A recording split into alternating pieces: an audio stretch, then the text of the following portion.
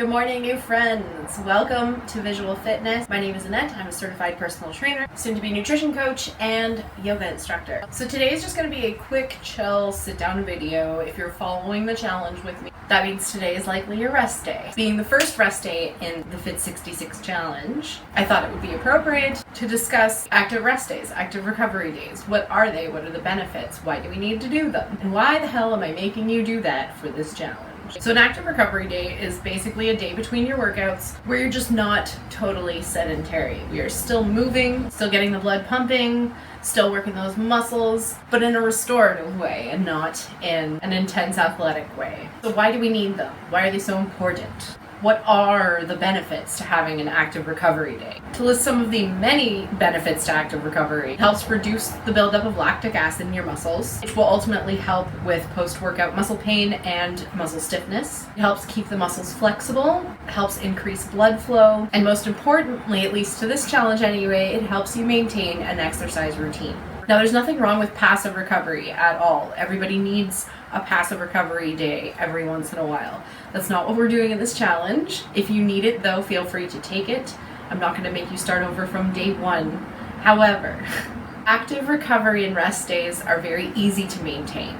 So most, if not all of you, should be able to fit at least one of these activities into your rest days, which would in turn make it an active rest or recovery day versus a passive rest or recovery day, which is where you're basically sedentary. So an active recovery workout consists of performing low intensity movements. The ideal list that I've kind of narrowed down for you guys that I'm going to go over in this video are all pretty simple, easy to do things that you don't necessarily need a lot of time for. You don't need any kind of fancy equipment or place to go. If you're unsure of where to start with your active recovery, jot some of these down. The first thing is going for a walk. This one's very simple. It's beneficial to everybody. It can be a short walk. It can be a long walk. It's walking. Walking is movement. Walk your dog, walk your kids, walk yourself. Next up, we have yoga. If you want to do something that feels a little more like a workout, is a little more dedicated just to keep you on track, yoga is the perfect option for this. Next up, I have housework. This is something that everybody needs to do at some point. Now, to see a little further into the future, I do have a video coming up within the challenge discussing how you can maximize things like housework as workouts. That's not what we're talking about today, but housework is an excellent way to both be productive as well as moving your body in non-strenuous, gentle, and recovering ways. Number 4, your yard or your park with your pets or your kids or even just yourself or your partner, your mom, just getting outside and doing something. Adults can use swing sets. Adults can climb on monkey bars. Some of us. Depends on the day for me. I have old lady joints. Number 5 is stretch sessions. This doesn't have to be yoga. A lot of people will think of a stretch session as yoga, but it does not need to be yoga. You don't need to be flexible. I do have quite a few stretch sessions coming up in some of my rest day videos. We will be doing some 5 to 10 minute little varied stretch sessions. Some of them are specific to body parts. Some of them will be wall stretches, floor stretches, standing stretches. You can do chair stretches. So if you're wondering what that is, I will have some videos coming up for you that you can follow along with. Number 6, this one's not going to be for everybody, but it is going to probably be a common one, which is go for a light bike ride. Swimming also.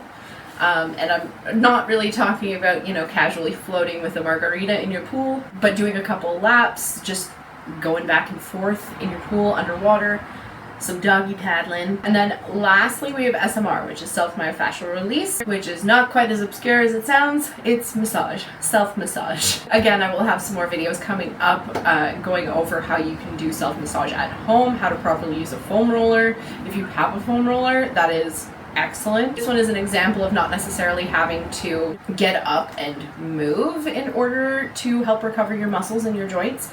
This one can very simply be a relaxation exercise. So that's it. A super quick one for you today. I hope this list helped you in your active recovery days. Again, if you're following along with this challenge, I do have a playlist down below so you can start at day 1 if you're just coming in on this video and want to join. If anything is unclear at any point, feel free to email me or get a hold of me on my Instagram or my Facebook page. I'm also offering special rates for personal training sessions throughout the challenge, and turn those notifications on so you don't miss a single video. That wraps up day 2 of Fit 66 challenge. We'll see you tomorrow for day 3.